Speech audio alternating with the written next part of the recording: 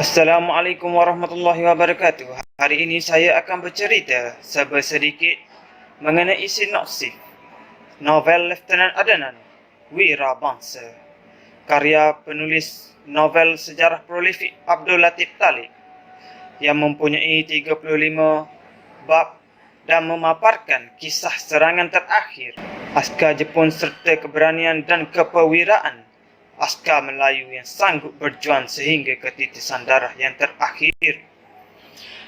Di permulaan cerita, pengarang menceritakan kehidupan Lieutenant Adnan sekecil yang membesar bawah jagaan ibu bapanya. Lieutenant Adnan mendapat pendidikan awal di sekolah Inggeris di Pekan Sungai Ramal sebelum memasuki kem tentera di Port Dickson untuk melayakkannya menjadi askar Melayu. Perkembangan cerita bermula apabila Jepun mula mendarat di Kota Baru dan tercetusnya Perang Dunia Kedua. Lieutenant Adnan dan kumpulannya daripada Kompani C diarahkan ke Pasir Panjang dan Bukit Candu bagi menyekat kemarahan tentera Jepun yang ketika itu sudah pun berjaya menguasai beberapa tempat di Tanah Melayu. Pasir Panjang dan Bukit Candu merupakan laluan ke Alexandria yang merupakan depot penyimpanan peluru dan hospital tentera. Di Pasir Panjang, pasukan Lieutenant Adnan berjaya menembak mati beberapa anggota tentera Jepun sehingga memaksa tentera Jepun berundur. Namun begitu, kedatangan semula pasukan tentera Jepun dengan bilangan yang lebih ramai menyebabkan askar dalam Kompani C berjuang bermatian-matian sehingga kehabisan peluru. Dalam klimaks novel ini, pertahanan di Bukit Candu semakin meruncing kerana askar Melayu terus diasap oleh tentera Jepun. Askar Melayu terus berjuang dan tidak menyerah kalah. Ketika itu peluru hampir habis dan banyak askar Melayu terkorban sedangkan tentera Jepun semakin ramai menghampiri Bukit Candu.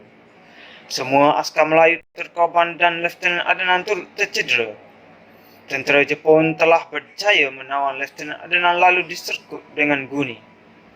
Tentera Jepun kemudiannya telah menggantungkan Lieutenant Adnan yang cedera parah itu pada dahan pohon ceri, lalu ditikam bertubi-tubi oleh setiap tentera Jepun dengan menggunakan bayonet sehingga mayatnya hancur.